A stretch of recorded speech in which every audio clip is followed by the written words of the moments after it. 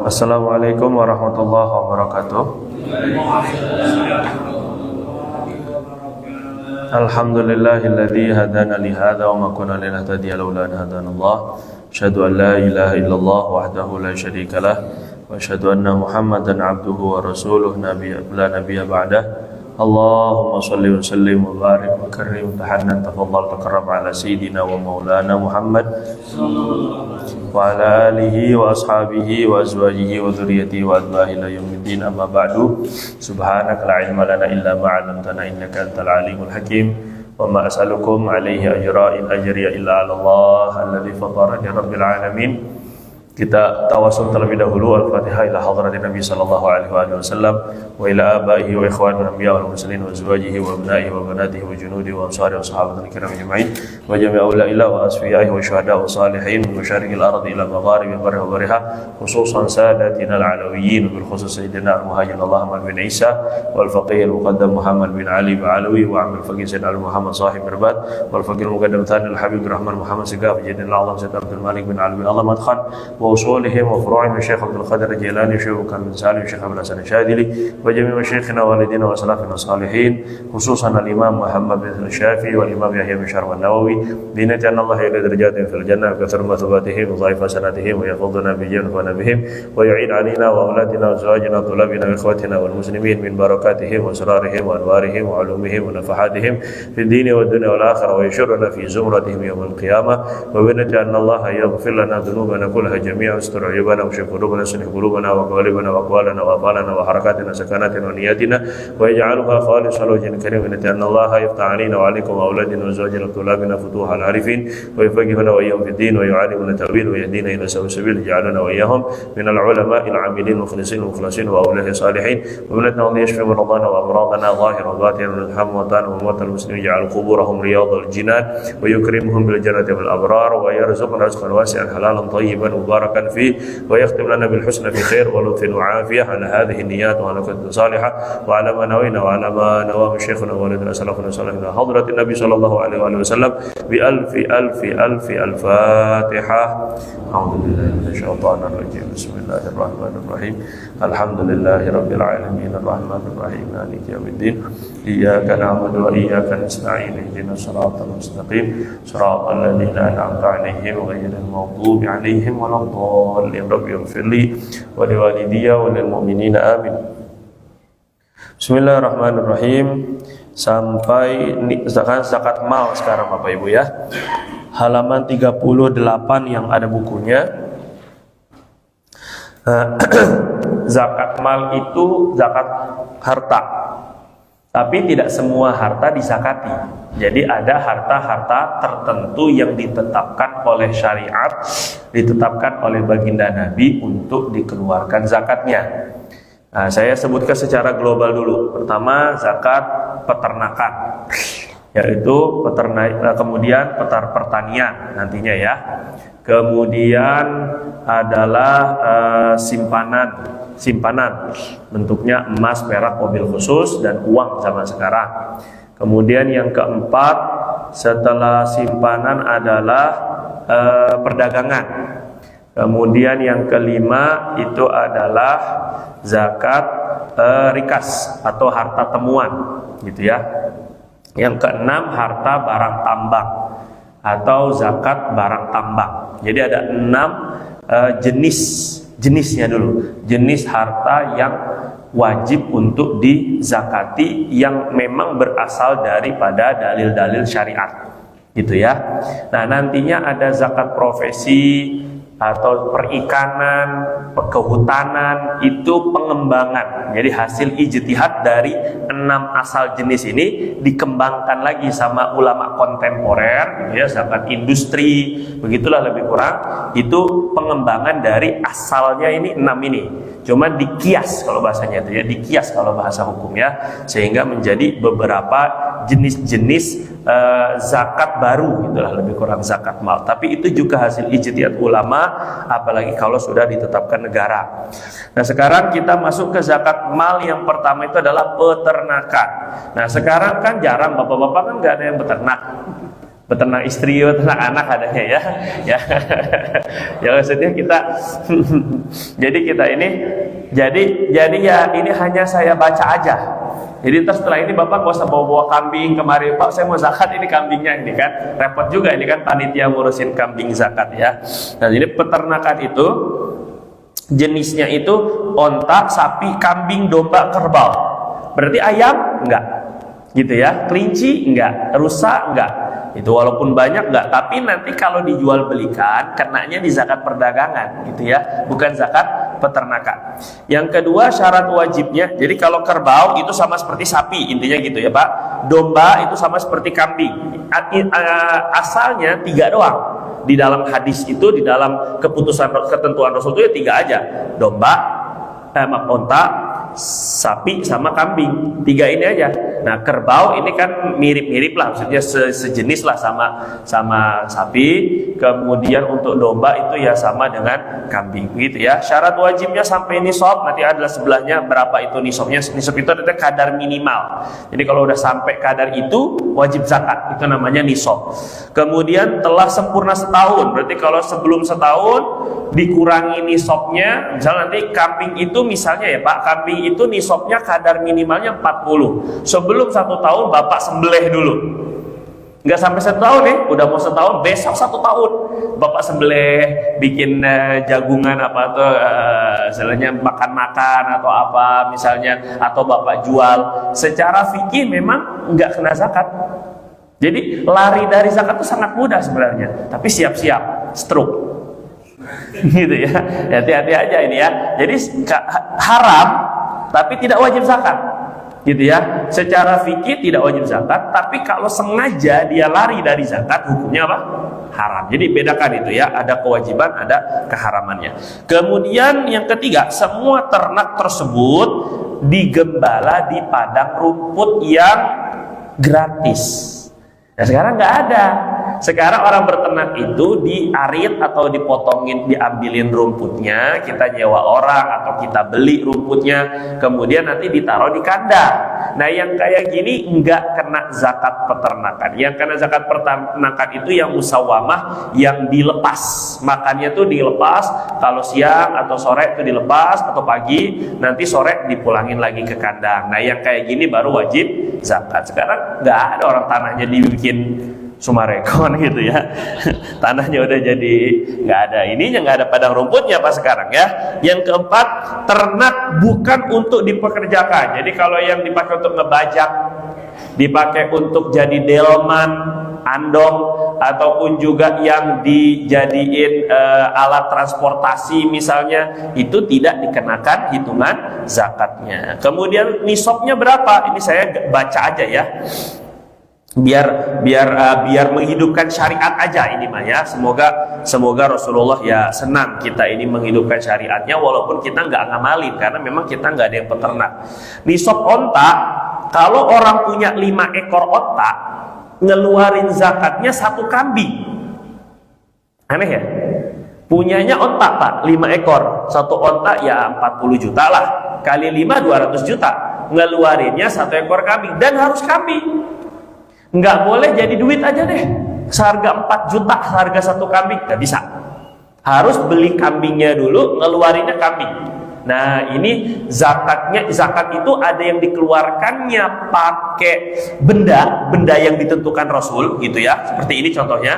Ada yang dikeluarkannya pakai harga, yaitu zakat perdagangan. Zakat perdagangan itu dikeluarinnya pakai harganya. Terus kemudian yang kedua, 10 ekor keluar 2 ekor kambing, ngeluarkinnya. Itu bukan dibagi ya, bukan. Maksudnya itu sama dengan sebenarnya. 15 ekor 3 kambing, 20 ekor 4 kambing. Sampai sini enak, kelipatan. 5 1. Setiap 5 ekor onta keluar 1 kambing. Ini enak ya kelipatannya. Yang kelima, 25 ekor itu 1 onta betina usia 1 tahun. 1 tahun masuk ke tahun kedua, jadi 1 tahun sempurna. Atau bahasa fikihnya bintu makhot. Bintu makhot itu jenis onta yang usianya masih setahun sempurna. Dan perempuan, betina. yang dizakatkan itu betina. Jadi 25 ekor onta baru keluarin 1 ekor onta betina usia 1 tahun sempurna. 36, bukan kelipatan ini. Dari 1 5 dari 5 10 15 20 25 36. 36 mengeluarkannya 1 bintu labun, yaitu 1 ekor onta betina usia 2 tahun. 36 ya. 46 1 ekor betina, unta betina usia 3 tahun. 61 1 onta betina umur 4 tahun. 76 2 bintu labun. Mana bintu labun? Unta betina usia 2 tahun. 76 2 bintu labun, 2 ekor betina yang usia 2 tahun. 91 keluar 2 ekor betina usia 3 tahun. 121 3 ekor betina onta usia 2 tahun. 130 3 hiko, 3 onta betina usia 3 tahun. Nah, intinya ini Pak gak pakai kelipatan, makanya harus dihafal. Saya nggak bisa ngapal karena juga jarang diamalkan. Saya aja nggak hafal, kadang-kadang hilang-hilang ini kan, udah belajar bertahun-tahun. Jadi Sayyidina Abu Bakar radhiyallahu anhu itu sampai nulis Pak, ditulis ditaruh di pedang. Orang dulu itu gitu ya, karena pedang itu dibawa kemana-mana, itu tanda apa istilahnya keperkasaan itu. Jadi kalau orang Jawa tuh bawa keris ya wajar-wajar aja, karena keturunan Arab kayaknya gitu ya. Jadi itu cuma belok-belok ini berat pedangnya. Nah ini itu bukan mistik atau apa gimana-gimana, itu enggak, tergantung orangnya. Yang jelas maksud saya begini, dari hitungan dan ketetapan jumlah-jumlah ini, bahwa ini bukan bentuknya bukan kelipatan, itu menunjukkan bahwa ketetapan syariat itu dasarnya bukan logika, asalnya memang dari Allah dan Rasul. Nggak masuk logika ini mestinya. Kok tiba-tiba kenapa? Kalau tanya kenapa gitu Pak, mestinya 25 1 ekor onta, 36 satu juga tapi usianya 46. Kan enggak, ini kan kalau di dalam matematika tuh kayak bilangan prima gitu ya. Jadi nggak bisa dibagi gitu ya. Iya begitu, bilangan prima itu jadi nggak jelas gitu ininya ya. Nah sekarang ini ketetapan Rasul maksudnya. Jadi tidak semua agama kita itu berasalnya dari logika. Jadi kalau kita nggak paham sekalipun nggak apa-apa, memang dari Allah dan Rasulnya, dan ini ujian buat keimanan gitu kan. Kemudian lebih dari 130 kaedahnya, setiap 40 ekor itu 1 ekor bintu labun usia 2 tahun ya. Kalau bintu labun itu setiap 50 ekor keluarnya 1 hikoh usia 3 tahun ontaknya. Itu nanti 140 berarti 2 hikoh, 2 yang 3 tahun dengan 1 bintu labun. Bapak pasti puyeng nih pasti di sini nih ya. Santri aja kadang dites, pasti harus dites kalau santri itu belajar ini nih zakat dites. 190 berapa keluarnya? Ini dari 130. 190. Oh, berarti 2 kan 40 50 ini Pak jatuhnya nih. 40 50. Berarti kalau 190 itu bisa habis dibagi 40. Nah gitu ya, bisa habis dibagi 50 juga, harus habis ini. 190 itu berarti 3 yang 50 berarti 3 usia 3 tahun dengan 1 yang usia 2 tahun. Gitu jadinya 3 kali 5 150, nilainya 41 jadi 190. Begitulah lebih kurang tes-tesannya tuh ya. Terus catatannya, untuk hitungan yang belum sampai batas maka ngikut hitungan nisab yang di bawahnya. Misalnya tadi ada 10 ekor onta, keluarnya 2 ekor kambing. Kalau cuma 9, kalau cuma 8, kalau cuma 7, 6, ngikut yang bawah 5 ekor ontanya aja yang wajib dizakati, gitu ya. Kemudian catatan berikutnya, kambing yang dikeluarkan harus kambing yang sehat. Jenis kambing yang banyak dijual di kotanya atau yang harganya setara atau lebih mahal. Artinya nggak boleh yang lebih murah dari kambing-kambing pada umumnya di kota itu. Gitu ya, harus standar. Kalau memang kambingnya nggak ada, baru boleh bayarnya pakai uang atau harga. Selanjutnya sapi, lembu itu bahasa Malaysia ini ya, bahasa Melayu. Nisabnya sapi itu 30 ekor dan 40 ekor. Setiap 30 ekor keluarnya satu sapi usia setahun. Setiap 40 ekor keluarnya satu sapi usia 2 tahun. Puyeng nggak, liar ya Pak ya? Pokoknya begitulah lebih kurang. Jadi Bapak saya baca aja dah ini dah, daripada Bapak ngantuk. Lebih dari 40 ekor kayak gitulah ya, 30 40 itu gitu ya. Nah, nisab kambing. Kalau kambing 40 ekor keluarnya 1. 121 keluarnya 2. Kan aneh ya? Coba 120 keluarnya 1. Iya kan? Ini dari Rasul gitu. Dan 201 baru 3. 400 baru 4. Nah, lebih dari 400 itu setiap kelipatan 100 jadi 1. 500, 5, 600, 6 paling gampang nih kami ini hitungnya nih ya. 1000 ya 10 gitu aja mudah ya. Dah, itu zakat peternakan. Intinya bapak-bapak mah kayaknya ini ya, kayaknya nggak ada yang ngamalin ini. Nggak bisa ini ya. Karena kalau kita punya juga peternakan tapi nggak dilepas, intinya nggak di padang rumput. Terus ini sekarang kita di biji-bijian dan buah-buahan aja langsung ke pertanian berarti ya. Pertanian berarti. Pertama, untuk biji-bijian yang dizakat itu adalah biji-bijian yang dijadikan makanan pokok, bukan dalam keadaan terpaksa. Gandum, beras, jagung kalau itu dijadikan makanan pokok di sana dan seterusnya. Jadi hanya itu aja. Adapun seperti cabai misalnya, tomat misalnya, bawang, ini nggak kena zakat pertanian tapi kenanya zakat perdagangan. Kalau didagangkan itu juga. Yang kedua, apa itu? Yang kedua buah. Untuk zakat buah ini hanya kurma dan anggur. Mazhab Imam Syafi'i ini buah itu hanya kurma dan anggur saja. Adapun yang lain maka itu buahnya nanti kena perdagangan. Biji-bijian yang waktunya kapan dizakati? Waktunya itu ketika bijinya udah keras. Biji apa Pak? Oh, tanya biji apa tuh ketawa coba ini kan. Biji apa Pak? Biji beras Pak, ini concern dong Pak, ini ya masih pagi ini. Bijinya biji beras maksudnya ini. Jadi beras itu udah keras atau gandum itu udah intinya sudah matang lah intinya gitu ya. Walaupun belum panen itu waktu wajibnya zakat. Jadi kalau sampai gagal panen misalnya kan dimakan burung itu nggak terhitung udah gitu maksudnya ya. Tanaman ketika telah tampak tanda kematangannya melalui perubahan warna atau bentuk atau perubahan rasa, pokoknya udah matang itu wajib zakat. Nah, kapan ngeluarinnya? Nanti setelah panen. Nah, terus Muhammad itu bocah ini kan. Mana kafe? Diam aja. Oh, di situ. Jangan nangis. Kalau mau nangis di itu aja kamar mandi. Ya, walaupun belum 1 tahun. Jadi kalau di dalam zakat pertanian itu Pak, nggak ada haul, nggak ada 1 tahunnya.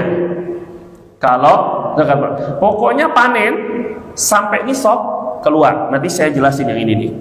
Ini penting sekali ini.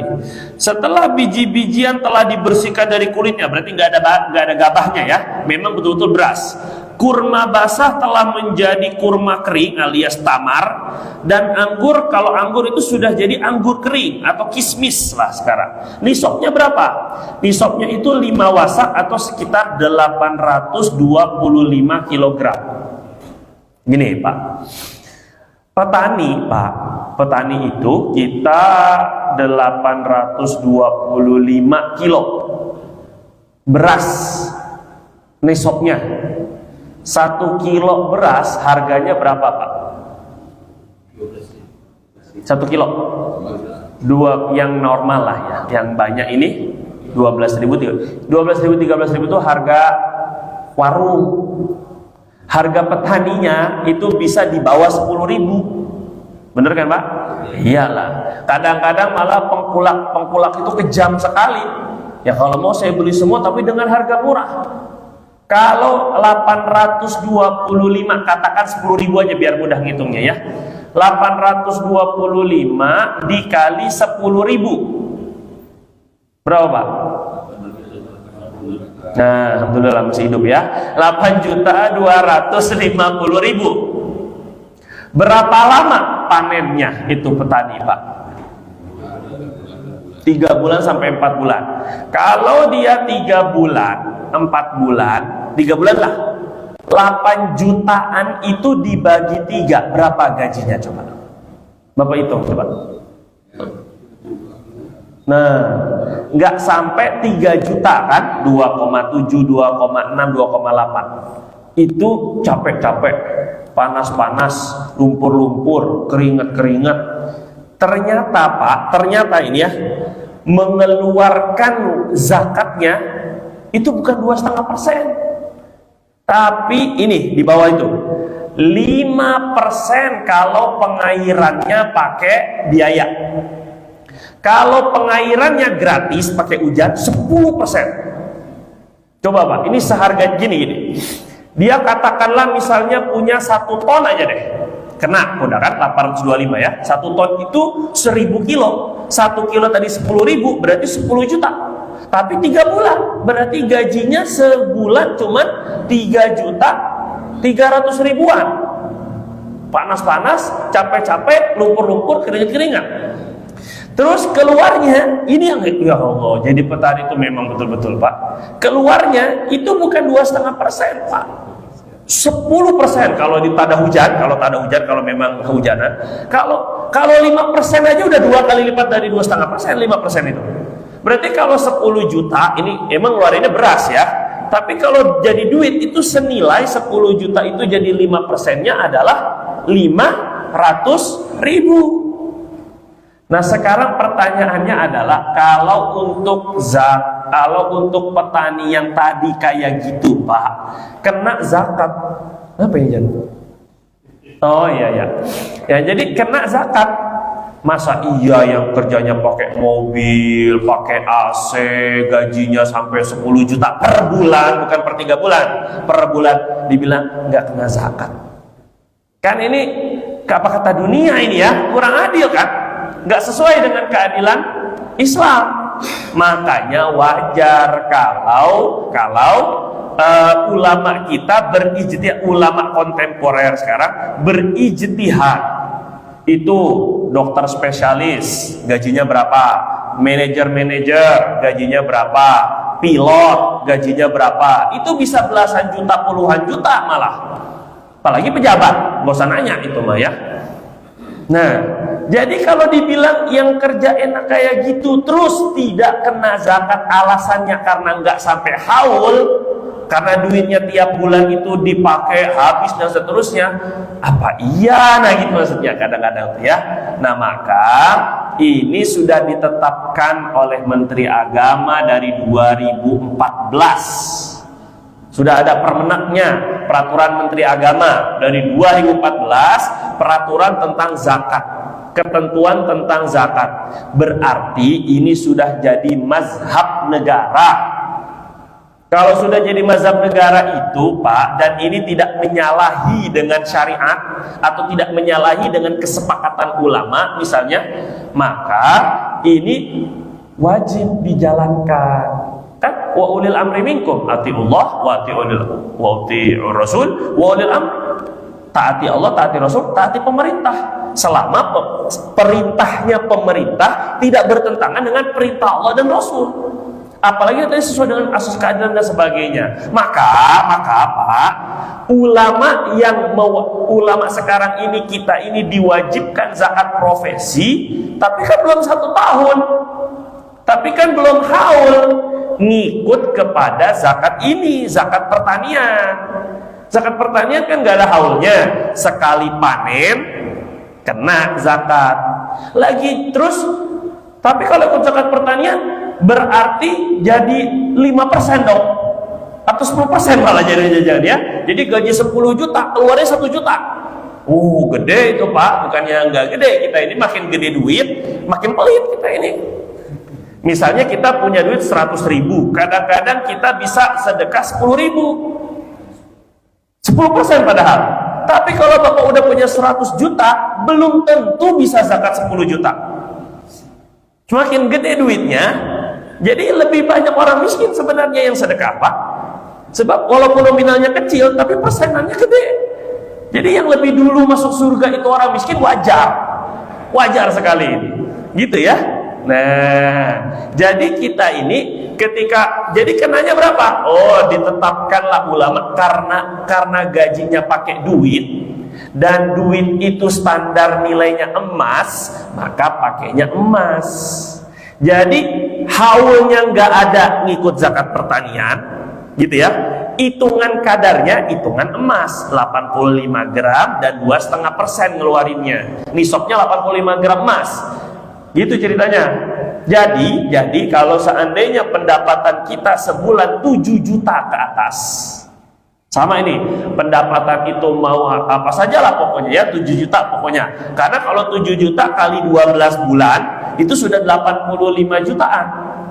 Sudah masuk dia 85 gram emas. Jadi yang gaji atau pendapatan itu termasuk ya, misalnya kita punya jual beli sewa tenaga ataupun juga jasa. Nah itu juga hitungnya pendapatan. Tapi kalau jual beli barang itu baru perdagangan, gitu ya. Beda ya. Kalau jual belinya jasa itu pendapatan. Nah kalau jual belinya barang itu nanti zakat perdagangan. Jadi cara ngitungnya gimana zakat perdagangan? Nisabnya ngitungnya 1 tahun tetap. Cuma tadi Pak, dilihat dari kalkulasi total dari gaji kita setahun sampai nggak 85 juta, ya 7 juta per bulan. Cara ngeluarinnya boleh dicicil tiap bulan 2,5%, gitu ya. Boleh nanti 1 tahun. Jadi setelah 1 tahun baru kita ngeluarinnya, gitu. Ini kemarin saya jelasin udah kan? Nah, jadi Bapak ini perlu disampaikan dan gak usah begini jadinya. Aduh, saya ikut pendapat yang enggak wajib aja, misalnya nggak bisa gitu, jangan ya. Nanti aduh ini karena ini sudah ditetapkan oleh pemerintah. Jadi kita nggak usah ini ya.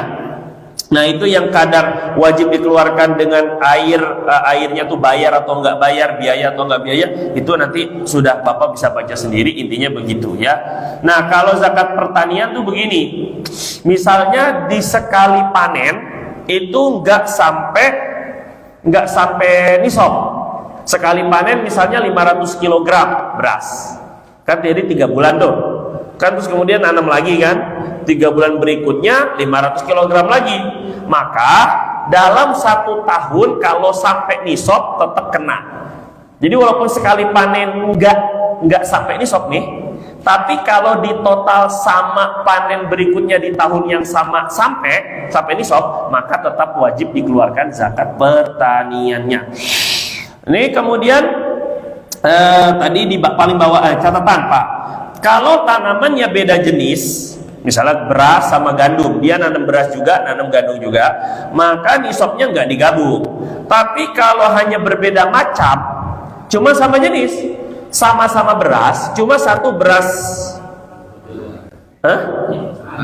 Pandan Wangi, satunya beras Ramos itu. Nah ini tapi beda jenis, sama-sama beras, maka digabungkan nisabnya, ngitung nisabnya tuh digabungkan ya. Kemudian boleh memperkirakan berapa jumlah hasil panen yang akan dizakatkan agar pemilik dapat menggunakan hasil yang tidak wajib dizakati secara langsung. Tapi orang yang memperkirakan itu laki, muslim, merdeka, baik, adil, mengetahui cara perkiraan tanaman. Begini, ini sebelum dipanen, sebelum di kan gini Pak ya, mungkin ada yang dalam buah atau di dalam biji-bijian tanaman tadi itu ada yang berbuahnya tuh nggak di pas tepat 3 bulan, 3 bulan kan nggak gitu Pak, dikit, nanti kelihatan ada yang matang lagi, ada panen lagi, ada yang matang lagi, ada yang matang. Nah boleh nggak, kan ini belum tahu zakatnya semua totalnya berapa gitu ya, boleh dijual dulu nggak, boleh dimakan dulu nggak? Itu pertanyaannya. Kalau masih belum tahu berapa zakatnya, maka nggak boleh dijual dulu, takut kemakan kejual zakatnya. Jelas gak Pak? Lagi gimana biar bisa dimakan? Diperkirakan dulu, dihitung dulu, ditaksir dulu, kira-kira berapa. Nah, orang yang mentaksir ini adalah orang yang punya keahlian dalam mentaksir hasil tanaman, gitu maksudnya. Nah, ngeluarkannya itu nggak bisa duit. Kalau misalnya dia bertaninya adalah padi atau beras, ya keluarinnya beras. Kalau dia gandum, ya keluarnya gandum, begitu seterusnya ya. Nah, ini baru zakat mal berikutnya. SP. Ini kemarin banyak yang nanya ini, mata uang. Pak, mata uang nih Pak. Ya, saya ini, aduh, alhamdulillah sariawan ya. Yaitu emas, perak, uang. Emas, perak, uang. Tambahannya, ya ini saya bilang hasil ijtihad ulama kontemporer sekarang. Tambahannya adalah surat berharga. Itu ya, tambahannya sekarang ini surat berharga. Ya, surat berharga itu bukan surat tanah, bukan, surat rumah, bukan, surat mobil, bukan. Ini surat berharga itu surat investasi, surat saham misalnya, ataupun juga mungkin juga sukuk misalnya, ataupun juga giro misalnya, kayak gitulah lebih kurangnya yang sejenisnya begitu. Nah, itu syarat wajibnya apa saja? Satu, emas peraknya itu bukan perhiasan yang dipakai secara halal. Bapak pakai emas halal haram? Haram. Maka kalau bapak pakai emas itu tetap terhitung zakat. Tapi kalau dipakainya sama ibu, halal haram? Halal. Nah, ini misalnya ibu punya perhiasan 1 kilo. Berarti sekilo ini ya. 1 kilogram. 1 kilogram emas perhiasan, ada anting, ada kalung, ada mahkota segala macam-macam lah pokoknya. Itu kalau dibiarkan 1 tahun nggak dipakai kan kena zakat. Akhirnya sebelum 1 tahun pakai biar nggak kena zakat ini kan, jadi dipakai akhirnya. Nah, yang kayak gini memang nggak kena zakat secara fikih, tapi siap-siap. Nah, itu dia. Siap-siap setruk ini ya, mau lari dari zakat lagi. Allah mau dikadalin, coba kayak apa ini kan? Nggak bisa kita ini ya. Nah, gitu ceritanya ya Pak, Bu. Pokoknya yang dipakai perhiasan itu nggak terhitung, yang disimpan itu yang terhitung. Gitu ceritanya. Kemudian yang nisabnya itu berapa? Kalau emas 85 gram lah, selesai. 84, udahlah masukin aja lah kurang 1 gram. Ini nanti ya, terlalu perhitungan kali ini ya. Perak itu 588 gram atau 600 kalau biasa 580 lah kalau mau diinikan, mau dikurangi sedikit jadi 580. Pokoknya kita punya perak 588 gram atau 580 gram 585. Biar gampang ingatnya gini Pak, emas 85, perak 585, nah gitu aja deh. Karena dari pemerintah, dari Menteri Agama itu 585, bukan 588, gitu ya. Jadi kalau punya peraknya itu 585, itu sudah kena nisab. Tapi uang gimana? Nah, uang ini ikut Pak. Kalau 85 gram kan 85 juta, 1 gramnya kan 1 juta kurang lebih sekarang. Kalau perak 1 gramnya berapa? Berapa? 60 ribu. 60 ribu, Bu. Tahu nggak Ibu? Oh, Ibu mah taunya emas Ibu mah ya. Gitu ya. Perak itu 30 ribu, 40 ribu sekarang perak. Kalau yang bagus ya 60 ribu. Itu belinya juga di mall mana tahu itu ya. Cuma di pasar itu 30 atau 40, 50 itu udah bagus dah. Perak itu. Jadi kalau 30 ribu kali 585 gram perak berapa Pak? Nah, sekitar itu 16 jutaan. Kalau 600 gram aja jadi 18 juta. Itu kalau 30 ribu ya, 18 juta. Berarti kalau 585 ya nggak sampai 18 juta. Bisa-bisa 17 jutaan. Jelas ini ya? Berarti orang kalau duit kita punya tabungan di atas 17 jutaan sunnah untuk zakat. Sunnah. Yang wajib itu kalau 85 gram emas gitu ya, nilainya itu sampai ke emas berarti 85 jutaan. Saya cuma punya 84, ya udah keluarin aja nggak apa-apa, innalillahi wa inna ilaihi raji'un ya. Paling cuma berapa? Kalau 100 juta, 2,5%-nya berapa? 2 juta, 100 juta, 2 juta setengah, ya benar, 2 juta setengah. Ngeluarinnya apa? Berarti kalau 85 juta, ya paling cuman sejutaan kurang lebih ya, 2 juta, nggak sampai 2 juta lah, sejutaan lebih kurang lebih ngeluarkannya. Ya Bapak hitung sendirilah, 2,5% gitu ya, dibagi 100 dikali 2,5 lah gitu lah intinya. Kalau punya tabungan di atas itu. Nah ini tabungan, dan sampai kepemilikannya sempurna 1 tahun. Jadi kalau sebelum 1 tahun ada keperluan macam-macam, nggak sampai setahun sudah dikurangi dan kurang dari nisab, jadi tinggal 70 juta, 80 juta, jadi nggak sampai nisab, itu nggak wajib zakat, tapi sunnah aja. Ya baguslah. Kita nggak bilang zakat sunnah, tapi sedekah. Ya, dan Bapak jangan begini, alhamdulillah nggak kena zakat. Innalillahi, jangan Pak ya, itu nggak jadi orang kaya, itu ya mental miskin, benar kemarin kita sebut. Ya, kadar yang wajib dikeluarkan itu 1/40 atau 2,5%, itu sama saja. Ini sama. Nah, di dalam peraturan Menteri Agama, kalau ini Pak, uang dan perak dan surat berharga termasuk logam mulia di dalamnya, itu tidak sampai nisab kalau masing-masing. Misal perak 70 gram, kan nggak sampai. Maaf kebalik, emas 70 gram, perak cuma 550 gram misalnya, kan nggak sampai juga gitu ya. Maka ini dinilai semua, digabung semua, dinilai emas gitu ceritanya. Kalau digabung nilainya itu semuanya ini digabung nilainya itu sampai 85 gram emas, maka wajib tetap keluarkan duitnya. Yang walaupun per uang nggak sampai, ataupun juga emas nggak sampai, perak nggak sampai. Kalau masing-masing nggak sampai, tapi kalau digabungin sampai 85 juta nilainya, maka keluarin 2,5%. Bisa jelas ini Pak sampai sini? Nah, itu untuk zakat apa tadi? Nah, tapi zakat mata uang, zakat mata uang atau zakat simpanan lah intinya, simpanannya itu. Maka ini siap-siap Bapak-bapak yang punya simpanan, keluarin aja. Walaupun belum 1 tahun, nggak apa-apa lah, keluarin aja. Ntar juga setahun juga ujungnya gitu ya, daripada kita capek-capek nginget, mendingan keluarin juga nggak jadi masalah. Kemarin bisa dipercepat ya zakat itu. Ini zakat barang tambang pun juga jarang, Makdin. Zakat barang tambang yang dikeluarin itu, barang tambang itu apa? Harta yang dikeluarkan dari suatu tempat di bumi yang Allah ciptakan, dikeluarkan dengan bantuan alat dan perlengkapan penggalian tanah. Jadi kalau menggalinya itu ketemu, nggak sampai pakai alat Pak, cuma pas lagi ya mungkin lagi bersihin sampah dan sebagainya, baru ngeker-ngeker tanah, lah kok ada emas misalnya, kok ada duit. Nah ini bukan barang tambang namanya, karena nggak perlu alat. Kalau namanya tambang itu perlu alat gitu ya.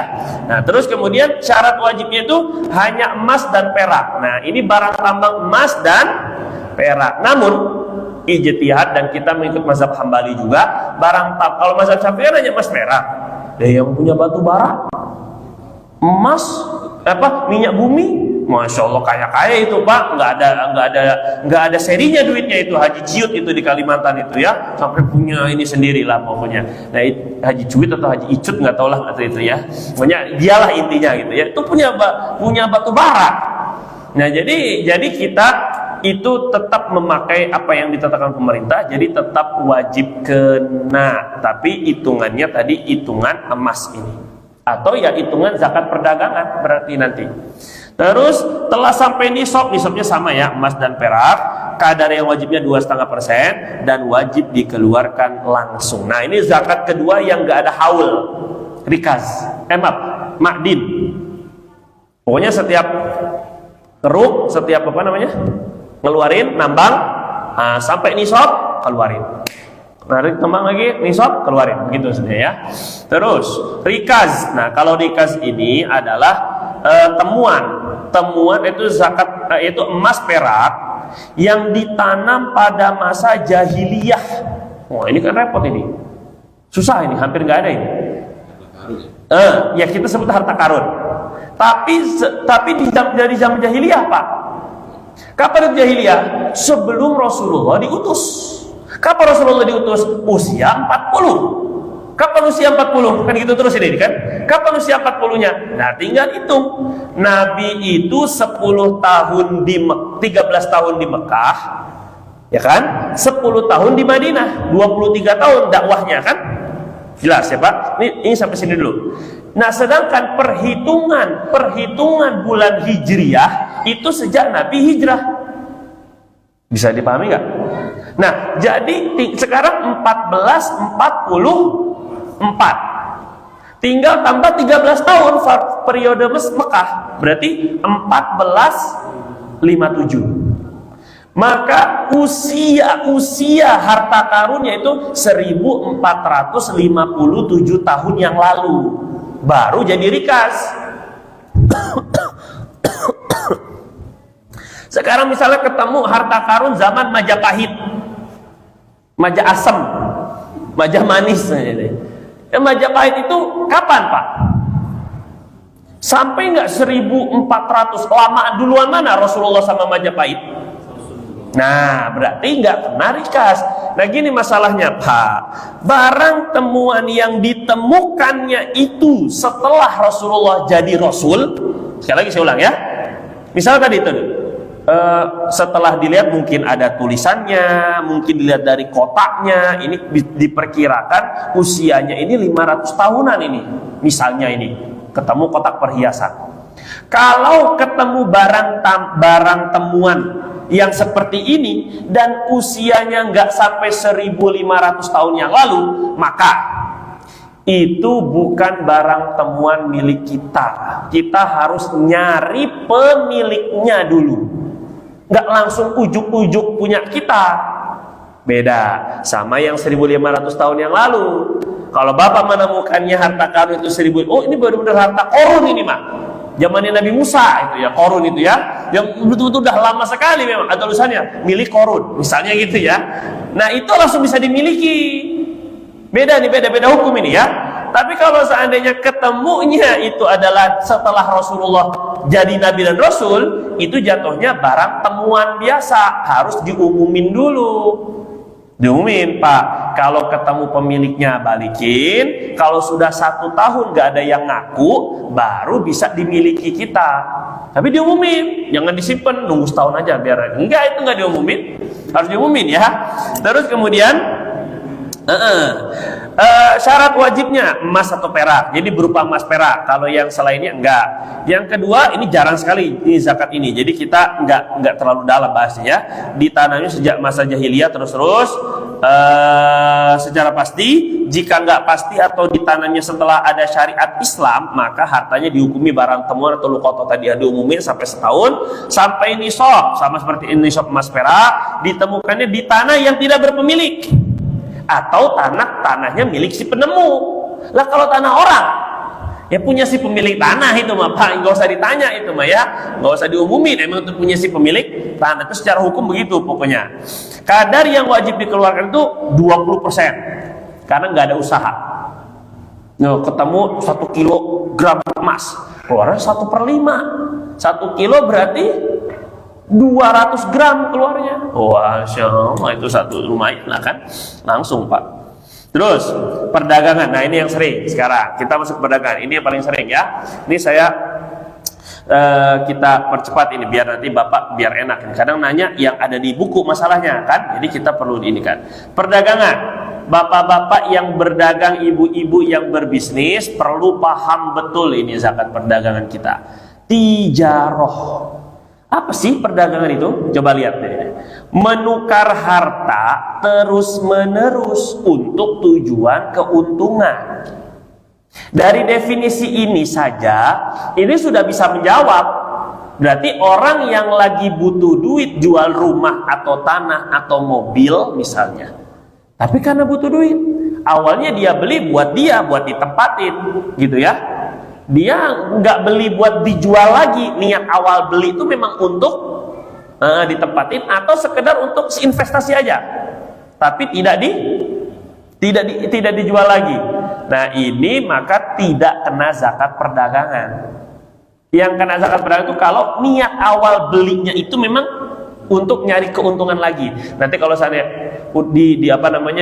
dipasarin lakunya lebih ada untungnya, nanti beli lagi, ada dapat untung, beli lagi, ada dapat untung. Walaupun cuma satu tanah, misalnya Bapak mau jual beli tanah begitu karena punya duit lebih daripada nganggur duitnya kan. Kalau duit nyusut terus karena inflasi, akhirnya beli tanah untuk nanti dijual beli langsung pasarin.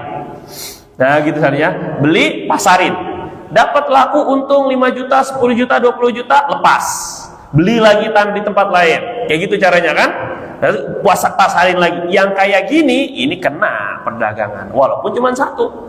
Mobil juga gitu, beli dulu, niatnya memang dari awal itu pengen jual beli mobil, beli itu memang untuk dijual lagi, langsung dipasarin walaupun sambil dipakai, gitu ya, sambil nunggu ada yang beli, sambil dipakai dulu. Nah tapi kan niat awalnya memang untuk nyari untung, kena itu perdagangan.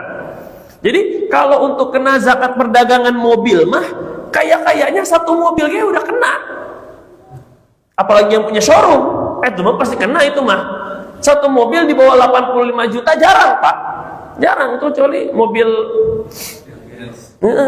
Keras ya Keras cuma 20 juta almarhum nah itu ya, Al-Fatihah itu ya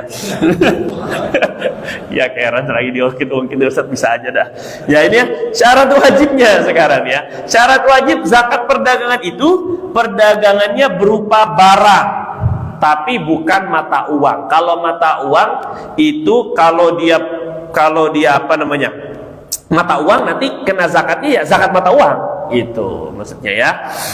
Terus kemudian yang kedua sudah sampai nisab. Sudah sampai nisab. Nisab dihitung dari harga jual. Nah, ini penting nih Pak nih. Bukan harga beli. Nanti saya perinci deh. Kita baca dulu ya biar saya perinci nanti cara ngitungnya ya. Nisab dihitung dari harga jual barang bukan harga beli pada akhir tahun perdagangan atau akhir haul sesuai nisab mata uang yang digunakan untuk membeli barang. Perhitungan sampai nisab atau tidak hanya dilihat di akhir tahun. Perdagangannya telah terjadi selama 1 tahun atau sudah haul. Keempat, niat untuk berdagangnya bukan untuk disimpan. Niat untuk berdagang, awalnya itu niat untuk berdagang, bukan buat disimpan. Yang kelima, niat berdagang harus disertakan ketika membeli barang yang akan dijual itu. Kalau saat membeli tidak niat dagang, maka hitungan haulnya bermula setelah niat. Tetap wajib zakat setelah 1 tahun setelah niat didagangin tadi. Kemudian yang ketujuh, dagang ya, bukan niat dijual. Beda antara berdagang sama menjual. Perlu duit itu namanya menjual aja. Kalau berdagang itu memang nah gitu, nyari untung nanti dibeli lagi kayak gitu lah namanya. Tadi saya jelasin gitu ya. Kemudian barang perdagangannya tidak dijual habis jadi uang semua yang kurang dari nisab. Jika dijual habis barang dan hasilnya kurang dari nisab, maka hitungan haulnya putus. Hitungannya haul baru. Jika hasilnya sampai ke nisab, maka haulnya lanjut. Bapak tadinya jualan baju deh, Bapak nggak belanja lagi, pengen ngabisin barang, dihabisin, ternyata barangnya habis, duit yang didapat nggak sampai 85 juta misalnya, nggak sampai nggak sampai kadar emas tadi, ya, maka haul misalnya cuma 50, 70, 80, haulnya tuh putus. Bapak beliin baru lagi baju, itu haul baru. Karena udah, kalau orang dagang kan beli, nanti udah mau habis stoknya, beli lagi, jual, nanti mau habis beli lagi. Itu dagang tuh kayak gitu. Nah kayak gitu ya Pak ya. Terus, tapi kalau pas lagi dijual habis tadi itu ternyata sampai 85 juta nisab emas sampai, maka haul dia mau beliin barang lain misalnya tadinya baju jadi dagang buku misalnya, ya tetap haulnya lanjut karena duitnya tadi udah sampai nisab. Jelas gak ini Pak? Nah kayak gitu ya. Terus kemudian tidak memutus niat dagang di tengah haul. Capek dagang, udah nggak usah dagang, bagiin aja kan, atau udah makan buat kita aja sendiri. Maka putus haulnya. Nah sekarang ini kadar yang wajib dikeluarin berapa? 2,5%. Itu jelas ya. berupa harga, bukan berupa barang. Tentang jualan koko, bagi-bagi koko dia. Ini apa nih Pak? Ini zakat, nggak bisa, harus keluarnya duit, gitu ya. Mentang-mentang jualan lemper misalnya, lontong, ya, bagi-bagi lontong doang, nggak bisa ya. Harus berupa uang. Nah, dan keluarnya mata uang yang berlaku di kota pemilik harta tersebut. Nah, ini catatan-catatannya nanti dulu, saya jelasin dulu. Begini, kita sekarang pakai tadi ya, sebagaimana saya mukaddimah di awal tadi atau pendahuluan tadi itu, bahwa selama ada mazhab negara, keputusan dari negara, kita pakai keputusan daripada pemerintah. Jadi nanti Bapak nggak usah bingung lebarannya kapan dan seterusnya. Nah, ada kaidah fikih gitu ya, ada kaidah fikih qada'ul qadhi yahsimul khilaf. Keputusan seorang hakim itu memutus perbedaan pendapat. Kalau ini hakim pengadilan doang, skupnya hanya kecil. Jadi hakim mau pakai mazhab apa ini? Misalnya ini kan, ada orang ya, ada orang dia kumpul kebo, kumpul orang sebenarnya bukan kumpul kebo ya. Akhirnya dilaporin sampai misalnya di mahkamah di pengadilan. Apakah ini dihukumi zina apa enggak? Oh ternyata dia mengakunya gini, Pak Hakim, saya nikahnya sebenarnya mazhab Hanafi, nggak ada walinya. Jadi sama si perempuan itu, katanya. Jadi gimana itu jadinya coba kan? Apakah hakim? Nah gitu maksudnya. Kalau hakim bilang misalnya, saya memutuskan bahwa kita ini harus pakai mazhab Syafi'i, ada walinya, ada 2 orang saksi, dan itu yang di KUA. Nggak boleh sekarang ini kita ngaku-ngaku jadi mazhab Hanafi, apalagi tambah juga mazhab Maliki, jadi nggak ada saksinya juga nggak wajib. Mampus lah, berdua-duaan doang nih kan. Ayo Neng, kita nikah berdua-duaan. Itu bukan nikah, itu mah pelacuran terselubung namanya ya. Nah ini kan repot ini kalau misalnya menaikkan perbedaan pendapat ketika sudah diputuskan hakim. Nggak bisa, tetap diputuskan zina gitu loh. Kalau kata hakim ini kita ikut mazhab Syafi'i titik, nggak bisa kira-kira, nggak bisa. Itu skupnya skup pengadilan Pak. Gimana skupnya? Itu skup negara. Ini lebih kuat lagi berarti. Kalau keputusan pengadilan aja sudah memutus perbedaan pendapat mazhab, apalagi kalau negara. Nah, ini bahagian yang penting. Makanya kayaknya di Indonesia doang lebaran bisa beda. Perasaan Pak. Di Malaysia dia nggak pernah nemu saya. Nggak ada, coba Bapak tanya coba. Apalagi Brunei, nggak ada. Pokoknya kata pemerintahnya lebaran, baru lebaran. Saya nggak bisa, saya pakai ru'yah, saya pakai hisab sendiri, nggak bisa. Apalagi hisab itu kalau dalam mazhab Syafi'i itu hanya boleh dipakai oleh orang yang hisabnya, yang menghitung. Orang lain yang nggak ngerti hitungan yang nggak boleh, karena itu keyakinan pribadi itu, dan nggak pasti apakah kelihatan apa enggak gitu loh maksudnya. Ya kita pakai hisab itu hanya ancak-ancak, perkiraan aja boleh. Nah sekarang ikut apalagi perbedaan hitungan berapa batas bisa dilihatnya itu, itu juga ada perbedaan pendapat. Jadi pasti agak ragu-ragu pasti. Kalau kita nggak mengikuti pemerintah pasti ada keraguan-raguannya pasti. Nah makanya sekarang ini kata saya udah bilang ya, peraturan Menteri Agama bahwa zakat perdagangan itu ngitungnya begini. Ada aktiva lancar. Oh ini bahasa ekonomi ini ya. Jadi ada satu yang dilihat itu adalah stok barang. Itu dulu dah biar mudah ya. Stok barang ditambah stok barang ya. Ini stok barang tuh dinilai pakai harga jual. Stok yang sisa nih di akhir tahun ya. Itu bukan dilihat dari awal, tengah, nggak usah itu mah. Di akhir ini untuk zakat di akhir tahunnya doang. Pertama stok barang. Sisanya berapa? Pakai harga jual. Ini kalau laku jadi duit berapa gitu ya. Sudah.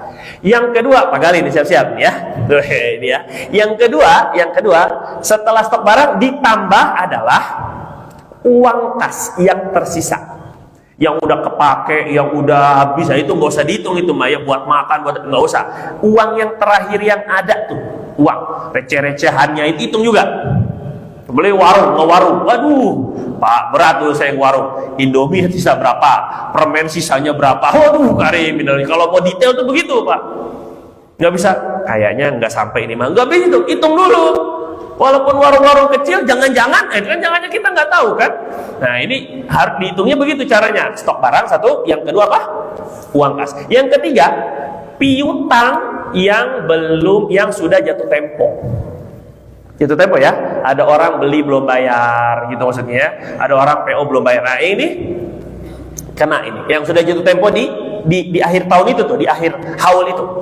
Tiga yang ini nih dikurangi kewajiban. Itu caranya. Tiga ini tadi dikurang kewajiban. Kewajiban bayar gaji pegawai, kewajiban sewa tempat, kewajiban, kalau kewajiban untuk restock barang enggak, itu bukan kewajiban itu ya. Jadi bukan termasuk. Kewajiban apalagi? Kewajiban listrik, air, termasuk utang yang sudah jatuh tempo. Nah, kita kan punya utang itu kan. Nah, bisnismen itu rata-rata lah punya utang ya, walaupun kaya juga tetap ya utangnya gede sama juga ya. Jadi nggak ada orang bebas utang tuh hampir sulit gitu ya, lebih sulit sekali gitu ya. Nah, ini ketika hutang itu yang sudah jatuh tempo itu dikurang. Jadi tadi itu yang tiga tadi dikurangi dengan kewajiban-kewajiban sama dengan berapa? Sampai enggak nisab 85 gram emas. Sampai 85 juta enggak? Kalau enggak sampai, enggak wajib zakat. Kalau sampai 2,5%, gitu doang. Jelas apa ini? Oh, hitung-hitung. Tapi, waduh, barang lagi. Duitnya sedikit, barangnya banyak. Ini kan agak-agak musibah ini ya. Sebenarnya enggak sih. Tetap keluarin harus, walaupun belum laku. Makanya tadi saya bilang, kalau seandainya jual beli mobil, satu aja mobilnya, itu rata-rata udah kena mestinya. Kalau jual beli mobil itu, jelas gak Pak ini ya? Nah, jadi yang 2,5% itu dikeluarin kalau sudah sampai nisab emas 85 gram. Cuma ini ya, dalam mazhab Syafi'i, nah gitu ceritanya nih. Dalam mazhab Imam Syafi'i, nanti Bapak lihat itu di catatan itulah pokoknya. Intinya gini, jadi saya nggak mau terlalu dalam lah, kasihan bapak-bapak ini ya. Jadi kalau dalam mazhab Syafi'i, nisabnya tuh emas atau perak. Nisab emas atau perak, mana yang lebih mencapai nisab duluan, kena. Ya pasti perak. Orang cuma 17 juta. Jelas gak Pak ya? Jauh sekali, emasnya 85, peraknya cuma 17 juta. Kalau dinilai duit itu pakai perak tadi, 17 juta udah kena. Jadi kalau perdagangan kita, stok barang dan tadi kas kemudian dikurangi dengan kewajiban-kewajiban, udah sampai 17 juta, afdolnya tetap ngeluarin. Ikut mazhab Syafi'i lebih hati-hati. Walaupun ikut mazhab negara belum wajib, makanya saya bilang nggak wajib, sunnahnya aja lah ngeluarin. Takutnya wajib, jadi makanya lebih hati-hati ngeluarin 2,5% aja. Gitu ya, 20 juta, 2,5%-nya berapa?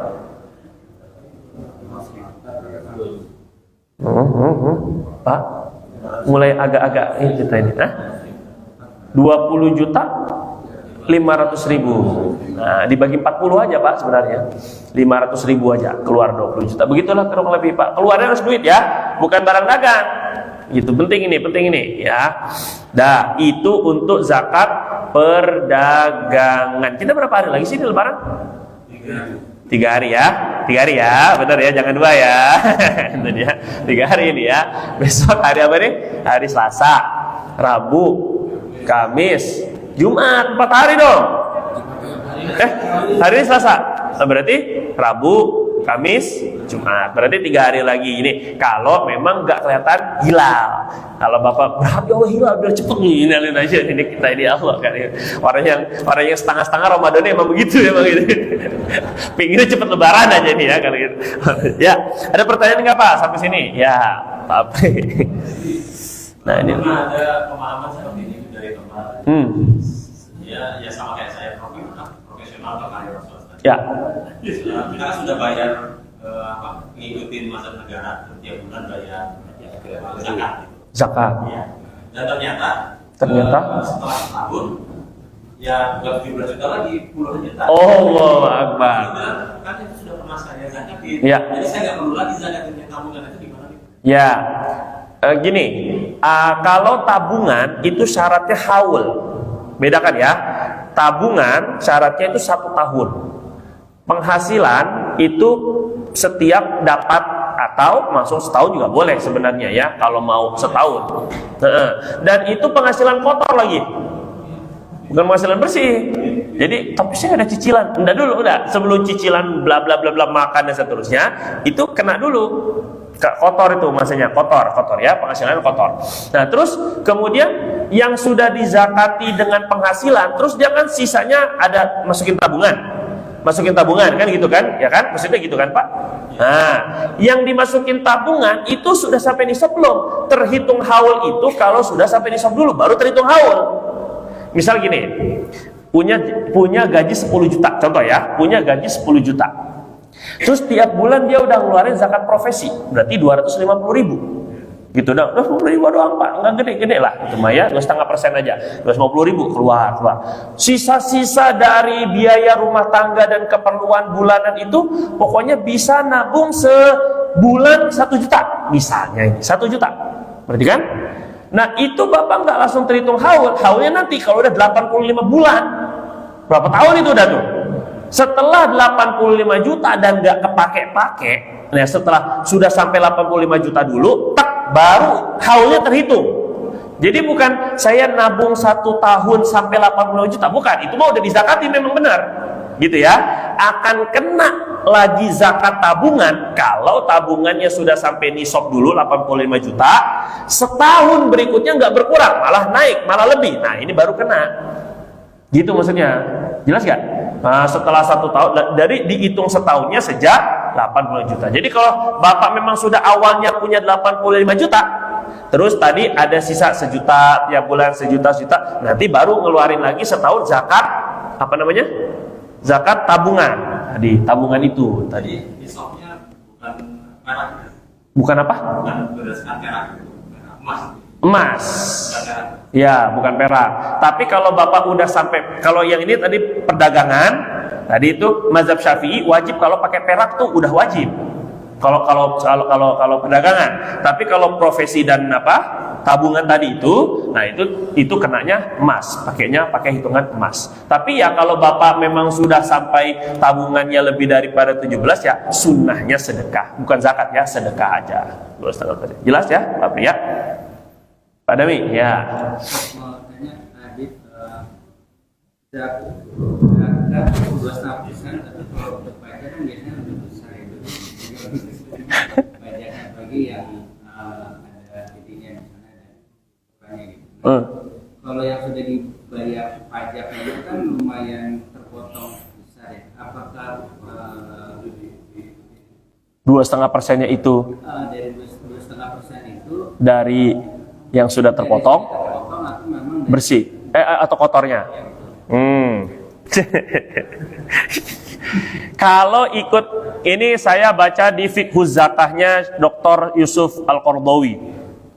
Segini tebal dia. Nah, itu di situ beliau habis-habisan pokoknya membantah bahwa zakat itu tidak bisa digantikan dengan pajak. Begitu satu, itu dulu pertama ya. Berarti kalau tidak bisa terganti dengan pajak, memang asalnya gaji kita itu sebelum dipotong pajak segitu. Itu tidak menggantikan, pajak itu tidak mengurangi nisab zakat, itu maksudnya. Karena nggak bisa menggantikan, nggak bisa menggantikan zakat. Maka pakai hitungannya hitungan kotor. Hitungan sebelum dipotong pajak, kenanya itu zakatnya 2,5% itu segitu. Jelas ya Pak Dam ya? Gitu intinya ya. Karena bagaimanapun beda penyaluran. Zakat mah ada ketentuannya. Kalau pajak dia tergantung negara lah intinya kan pengeluarannya, penyalurannya. Ada pernyataan dari pihak pajak bahwa kalau mengeluarkan pajaknya di Basnas maka akan membantu untuk mengurangi nilai pajaknya. Kalau ulangnya Pak, kalau mengeluarkan pajak lewat Basnas atau lembaga resmi di pemerintah, maka akan mengurangi pajaknya kita sebagai ini. Nah, gitu, kalau gitu nggak apa-apa. Jadi pemerintah begini, seperti di Malaysia itu ada pajak-pajak tertentu yang dikurangi, dihilangkan kalau orangnya udah bayar zakat. Makanya kalau itu memang wajib minta itu dia resit apa? Minta bukti. Karena buat dia nanti ngurangin pajaknya. Nah, yang kayak gitu itu boleh itu dari keputusan pemerintah malah bagus. Kalau udah bayar zakat, gak usah bayar pajak. Itu malah seneng kita malah. Gitu maksudnya. Kalau kayak gitu malah yang nggak bisa itu tadi tuh pajak menggantikan zakat. Jadi makanya kenanya kotor, gitu kan maksudnya ya. Kayak gitu Pak Dami. Kalau misalnya kita tidak memilih karena merasa tidak cukup yakin untuk membayar pajak di lewat lembaga pemerintah, nah itu gimana menurut pandangan kami? Misalnya kita lebih baik kan apakah memang membayar pajaknya ke lembaga pemerintah atau memang ya kita lebih Emang bisa Pak bayar pajak bukan di lembaga pemerintah? Bisa? bayar zakatnya? Oh zakat, bayar zakatnya maksudnya. Nah untuk bayar zakat memang kalau Menteri Agama memang menetapkannya ke Badan Amil Zakat yang resmi. Nah tapi ya kita tahu bahwa boleh saja dalam fikih juga begitu ya, boleh saja itu untuk menyalurkan sendiri langsung, apalagi kalau itu sekitar kita. Karena kalau yang diinikan oleh amil belum tentu kenanya orang yang dekat dengan kita. Apalagi kalau kita keluarga sendiri, misalnya tetangga sendiri, ya jelas lebih afdol kita zakatnya kepada orang yang terdekat, gitu maksudnya ya. Nah yang kayak gitu tuh keputusan pemerintahnya tanda kutip agak bertentangan dengan misalnya kalau harus misalnya nggak harus, itu hanya arahan kalau yang kayak gitu ya. Hanya arahan saja itu mah, bukan untuk kewajiban untuk zakatnya di lembaga resmi. Karena tadi kita ngelihat orang yang lebih butuh di sekitar kita itu ya jelas lebih ini gitu kan. Tapi kalau di sekitar kita juga memang sudah di cover oleh Baznas dan Lasnas itu, maka ya kita bisa ke lembaga resmi. Kalau memang di sekitar kita sendiri itu juga akan di cover juga oleh Baznas tadi itu, ya boleh gitu. Permasalahannya kita ya, Baznas ini kemana sih zakatnya? Kadang-kadang kita suka begitu, kadang-kadang kan, maksudnya kan, kok sekitar kita ini yang miskin-miskin kayak belum terdata kayaknya gitu jadinya ya. Apa harus mengajukan diri saya ini miskin atau bagaimana ini kan? Jadi susah jadi kita kan. Ya silakan. Bapak dulu. Menanggapi tadi Mas Agi, Nah, ini saran saya gitu ya. saran. Jadi kalau kita membayar pajak di Basnas nanti kan bisa istilahnya menggugat pajak kita sehingga bayarnya berkurang. Ya. Kalau orang profesional yang Ya. manajer ke atas, nanti laporan akhir tahun akan lebih banyak gitu ya Pak. Akan diperiksa orang pajak. Oh gitu. Jadi sama aja kayak nggak bayar pajak ya? Yang usah dimasukin. Oh nggak usah di Basnas gitu ya? Nggak usah dimasukin dalam birit pajaknya. Gitu. Saya tuh di perusahaan kalau baru dibayar pasti ya tandanya merah sistem mereka. Iya. Jadi memang harus bayarnya Jadi mestinya nggak usah dibiritkan, tidak usah mengurangi bayar pajak. oh gitu. Mengurangi bayar pajak nantinya lari ke sistem perpajakan jadi merah. Oh gitu. Walaupun ke Basnas. Oh gitu. Di pemerintah udah tidak ada di kalau Tidak terdata gitu ya, tidak terkoneksi gitu. di apa namanya? Basnas. Di perusahaan sudah dipotong berdasarkan gajinya kan. Kan setelah Oh iya betul. Jadi dipotongnya. Iya. Enggak. Yang saya tahu mungkin pasti bermasalah. Perpajakannya tapi dia malah Diperiksa. Ya benar. Betul. Ya, jadi pertanyaan saya Pak. Ya. Tadi pernyataan, sekarang pertanyaan. Ya, karena kebetulan saya juga kadang-kadang kerja di bidang kayak gitu. Sekarang yang tadi perdagangan itu kan berarti kita hitung inventory apa cash ya, di sampingnya itu tentang misalnya utang lancar lah. Lancar. Jadi kan kayak utang jangka panjang atau utang lebar kita naikin terus setahun Iya. gitu ya. Nah, pertanyaannya adalah di mana labanya tinggi di tahun itu terus kita si laba itu kita bukan beli aset. Berarti kan kalau asetnya besar di aset gitu, jadi pada akhir tahun aktiva lancarnya kecil. Ya, Kecil betul. daripada ini. Ya, betul. Bisa diakali. Paham. Gimana? Ya, tadi Pak, makanya memang lari dari zakat itu sangat mudah, tergantung ketakwaan. Bener Pak. Kalau memang dia sebelum akhir tahun sengaja beli asetnya, akhirnya biar nggak kena zakat atau minimal zakatnya dia kecil, gitu kan? Memperkecil zakat, ya siap-siap Allah Subhanahu Wa Taala diaudit sama Allah Subhanahu Wa Taala, kan berat. Kalau niatnya semata-mata itu. Tapi kalau memang aset yang diperlukan, gitu ya, ya sama kayak Bapak mau memakan laba itu karena memang perlu. Saya makan laba, kan laba juga terhitung termasuk aktiva lancar kan? Nah, itu kita pakai itu memang karena kita perlu, bukan karena niat lari dari zakat, itu nggak masalah. Nah, jadi lagi-lagi kembali ke niat membeli asetnya itu tadi, gitu ceritanya. Lagi Pak, kalau di laporan keuangan ada namanya kayak Pak Selin itu sewa dibayar di muka. Ya. Satu tahun kan. Nah, tapi pada waktu pembukuan belum selesai. Termasuk hitungan nggak? Kalau di akhir tahunnya itu sudah jatuh tempo, harus memang dibayar, maka termasuk kewajiban, dikeluarin dulu kewajibannya, bayar sewanya itu. Tapi kalau yang maksudnya sewa di muka itu apa dia bayar dulu nanti? Bayar dulu. Oh, bayar duluan. Enggak, itu enggak dihitung. Enggak dihitung. Itu enggak masuk dalam perhitungan tadi, itu enggak masuk. Cash inventory sama piutang. Iya, betul, piutang aja. Tempo. Betul, piutang yang sudah jatuh tempo, benar gitu. Emang senang saya belajar sama orang akuntansi ya, gitu ya. Ya. Waalaikumsalam warahmatullahi wabarakatuh. Allahumma shalli ala sayyidina Muhammad. Lebarannya Sabtu, insyaallah, takbir.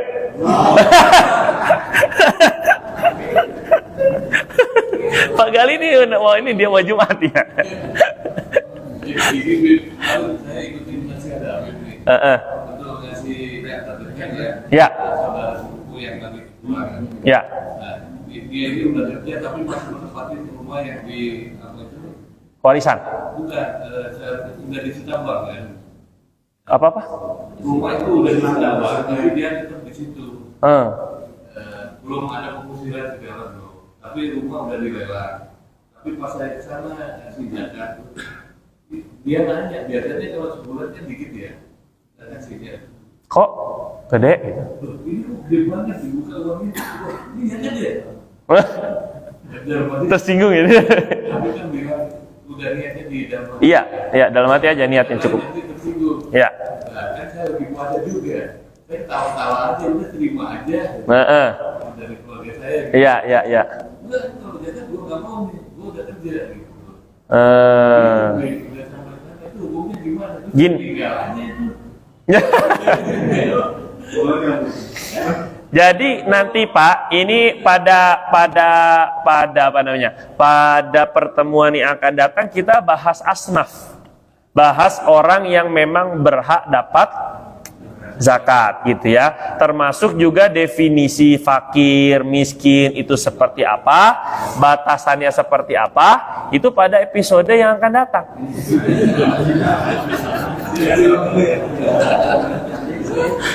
Iya gitu ya, biar sesuai gitu ya dengan pembahasannya. Nanti kalau udah dijelasin Bapak nggak ngaji lagi. Ya tenang, sip. Pak John. Iya siap. Yang mau kerja Pak silakan Pak, yang mau kerja. Ini masih hari kerja apa udah cuti? Masya Allah, masih kerja aja Pak, dah sana. Waalaikumsalam warahmatullahi wabarakatuh.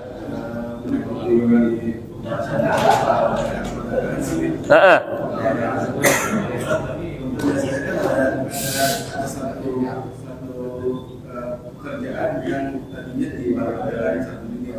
Ya. Dari aset itu kita lihatkan di dalam keluarga, tetapi kalau setiapnya harus mau ditempatin apa enggak nih? Ya. Kita beda dengan kita tempatin gitu aset ini. Ternyata dalam perjalanan waktu itu si klien kita itu kurang prestasi akhirnya dari aset itu ditukar ke aset yang lain gitu. Contohnya tanah. Nah dari tanah ini kan kami dengan berapa gitu kan. Tapi si tanah itu dijualnya malah rugi dari harga yang ketentuan yang disepakati itu masih kenapa? Saya ulang. Bapak beli rumah. Klien. Barter kerjaan saya. Oh, Bapak tadinya punya apa? Saya punya billboard, punya aset billboard. Oke, billboard. Kemudian ditukar sama Rumah. Oke. Dia dapat billboard, Bapak dapat rumah. Enggak, dia sewa ke kita, tapi kita bayarnya ke rumah. Oh gitu, ya paham. Dan rumah itu jatuhnya sewa apa memang pembayaran? Bayar, Jadi memang itu milik Bapak itu rumah nantinya? rumahnya nggak jadi, tapi itu uang prestasi dari klien kami, jadi ditukarnya ke aset tanah, Pak. Jadi tanahnya itu akan dikasih ke Bapak sebagai pembayaran sewa billboard. Ya, kompensasi dari rumah nggak terrealisasi Tanah. Ya, jadi itu sebenarnya adalah Bapak bukan jual beli kan? Karena itu jatuhnya kan kalau sewa itu jatuhnya jasa. Jasa jangan jasa kan? Berarti jatuhnya itu sebenarnya adalah zakat pendapatan. Kalau jasa itu kita maka kenanya adalah jasa mau dia dibayarnya pakai rumah, pakai mobil kayak gitu kan? Nah, itu jatuhnya pendapatan. Nah, tapi tetap menilainya pakai uang. Nah, gitu. Jadi tinggal tanah itu nilainya berapa gitu kan? Nah, itu tinggal dikali 2,5%, ya itulah zakatnya. Kalau itu dijualnya nilainya lebih rugi gitu. Udah dijual misalkan. Tapi sampai nisab apa enggak? Nisab emas 85 gram. Kalau sampai 1 tahun nanti penghasilan Bapak itu bisa begitu, bisa. Jadi kan namanya pendapatan itu, Pak, itu dinilai tadi setahun.